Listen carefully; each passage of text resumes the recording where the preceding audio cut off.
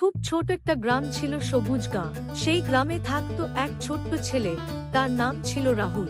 রাহুলের চোখে ছিল হাজারো স্বপ্ন, আর তার সবচেয়ে প্রিয় জায়গা ছিল তাদের পরিবারের খামার বাড়ি। প্রতিদিন সকালবেলা রাহুল উঠেই ছুটে যেত খামারে। প্রথমেই সে যেত লাল সাদা রঙের বড় গরুটার কাছে, যার নাম ছিল লালু। লালু আর রাহুল ছিল একে অপরের সবচেয়ে কাছের বন্ধু।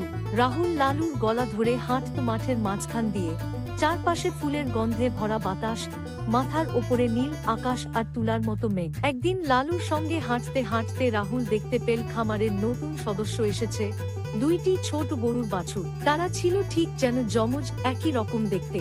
রাহুল খুব খুশি হয়ে তাদের নাম রাখল টুকু আর মুকু। প্রতিদিন তাদের দুধ খাওয়ানো, খেলার সঙ্গী হওয়া, রাহুলের দিনের বড় অংশ কেটে যেত এদের সঙ্গে।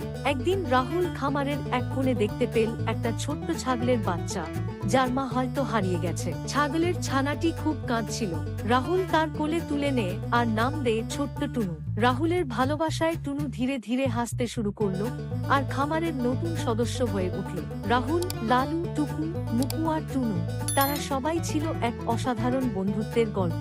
খামারে ছিল না শুধু কাজের ব্যস্ততা, ছিল ভালোবাসা, হাসি আর প্রতিদিন নতুন কিছু শেখার আনন্দ।